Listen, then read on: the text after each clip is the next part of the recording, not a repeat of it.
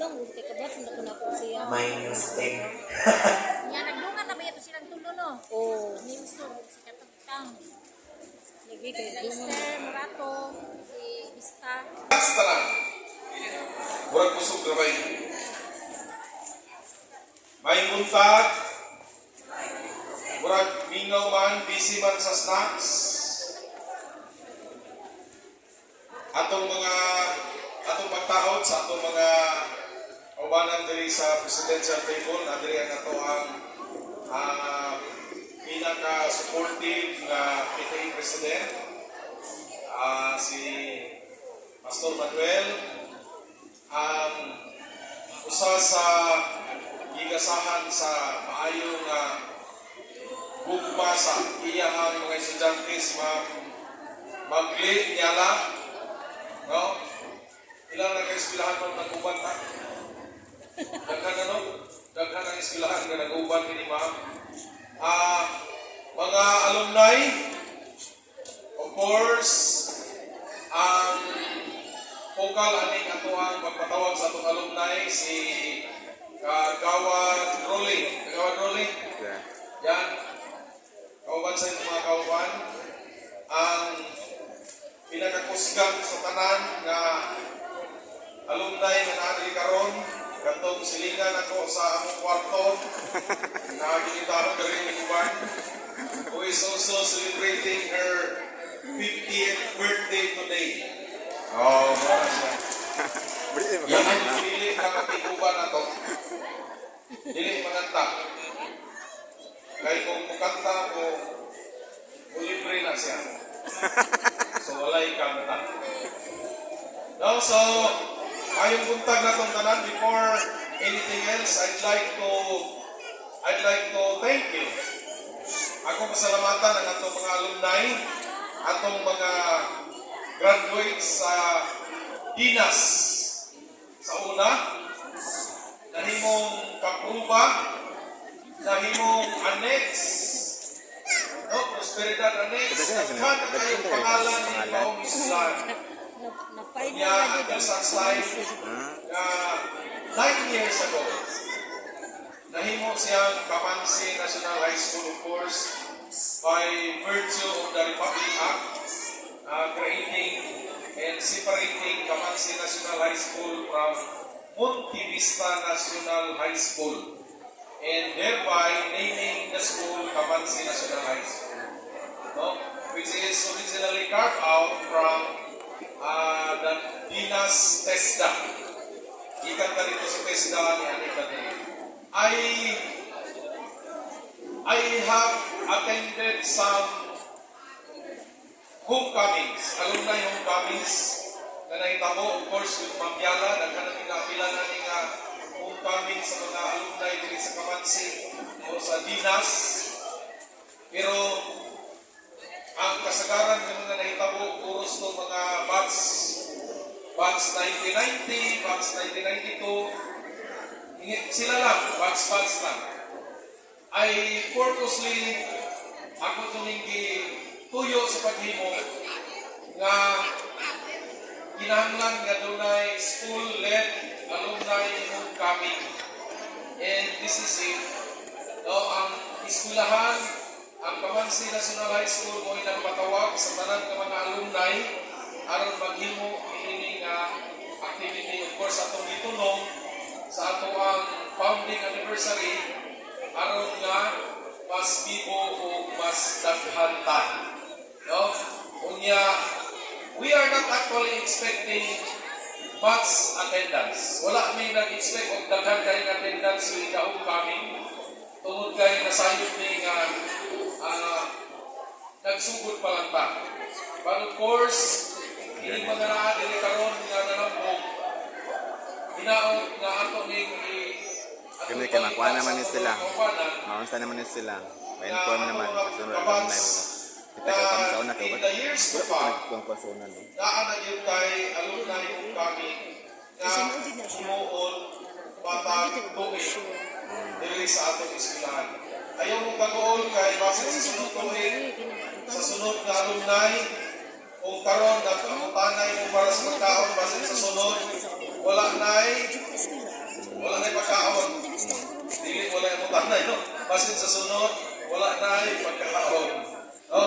So, well anyway, we have provided you with free snacks and drinks. No, Nadia? Ato mga magtutudlo, may nangandam niya ng tanan, ayaw kagul sa pagkaon na unlimited ang ato ang pagkaon sa tisyo. Tisyo ang unlimited. No? Pero ang bread, limited lang. Kunya ang ato ang buko juice dito sa likod na pit, unlimited until nga naapay muagas sa atong sudlanan. No? And our mga bisita na to mga alumni, ang atong CR nga magamit kanang nariya sa duha ka classrooms. No? Ayaw mo kaulaw sa pagsulod diha, iandam na para atong magamit. Now, I'd like to say thank you, alumni, mga graduates gikan sa nagkalain-lain nga mga batches. I know nga ang Dinas TESDA nagapatawag po og alumni homecoming. Grand alumni homecoming. Naka-attend po dito mga bilabot kahigayon. Tungod kay it's timely. Nagawad sa Jason, national. Ay, paano po? Mga graduates sa Dinas Kamansi o appeal po sa alumni homecoming sa Dinas TESDA. No, nag-appeal po dito. And it so happen nga ako ang amahan o ang ako ang ibila ka mga uyuan graduate po sa Dinas. Ang akong amahan mismo is a graduate aning eskwelahan nga naami ng karon. No? Abi na po sa unang panahon kung ako alang madunggan gikan sa ako ang amahan nga dito ko sa Dinas, ang Dinas daghang kayo o baka, daghang kayo hayop, daghang kayo area, ako na madunggan sa akong amahan. And I never have tested what Dinas really is until the day I came here. No? Wako po ko nangandoy nga, wako na ko ilauman nga paasahin po ko diri. But siguro, usa sa dalan siguro naghihimo si Ginoo nga mabisitahan kung ako gyud nga maservisyohan ang eskwelahan nga i-graduatean sa akong amahan. Kung nakailam mo kasi taga-akuan rin, na prosperidad, nakaraan, kailam mo rin biyoy, ang tikisa. Tapos sinong biyoy ang tikisa, na nahimong barangay secretary sa una, is the classmate sa akong amahan diri sa Dinas. Buwang-buwang na yun. So, I'm happy to be here.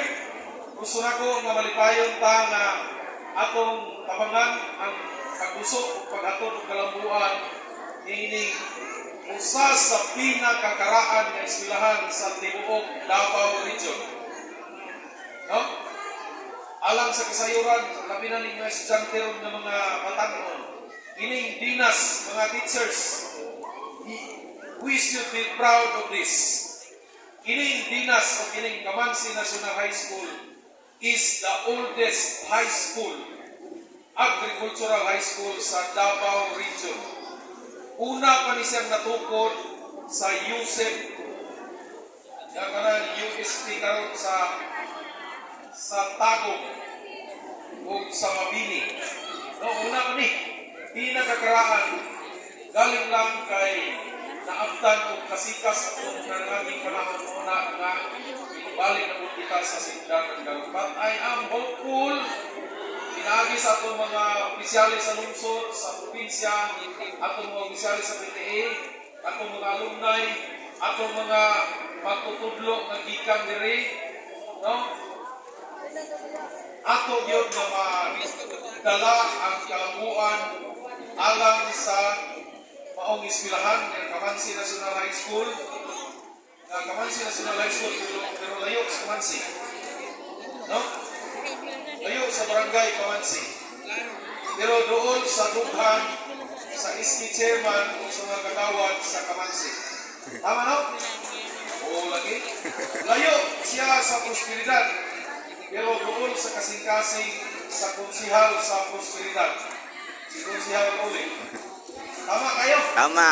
O, di po siya doon sa Banglasan. Pero doon po gyapon kayo sa kasing-kasing sa atong mga opisyal sa Banglasan. So tama ra gyud nga wala ni naduol sa ilang mga barangay. Kay ang ilang mga kasing-kasing o nga atong dag-on paduol diri sa atong eskwelahan. No? So kabalo ko nga grabe ang suporta ni atong mga opisyalis o ato kini siyang masuklian pinaagi sa ato sa paghatag o dumog sa ato nga eskwelahan Kamansi National High School. Later we will be recognizing niya taon-taon ang atong mga nanaog sa pagkulang na human ng provincial meet. No? Doon tayo mga awardees, doon tayo mga gold medalist na mga estudyante dito sa atong provincial meet. Which is the history that hinahinay nga ding repeat kung unsa ang Dina sa unang magli. No? Kay ang Dina sa unang panahon mao ang permitting mo champion sa mga athletic competition sa Region 11. And I remember ang ako ang B1 is a player. Ingon siya ang iyahadang dula sa una kay Paul. Ang iyahang dula sa una. Kanto ako ang B1. Ang akong amahan, ang iyahang dula kay athletics yapon. Running. No? Kunya sa nag-eskwela ko, ang ako po nadula kay athletics po running. Kusog ko mudagan. Unang akong nadakpan ang akong asawa na graduate sa Dinas National High School. Kaya na yung mudagan. So muna, namun sa kakusog sa akong dagan. With all of this, ayaw mo kagool mga alumni, we will be eating together. We will have our fellowship lunch kunyang taon. No? Patikim pa lang itong mga bubujos na gihandaw ni Ma'am Angeline. Lami ang imuhang bubujos, Ma'am Angeline. O wala siguro ka na gloves pag himuani. Lami din siya. No? So, I welcome you all. This is a whole day activity. Hantod ng hapon.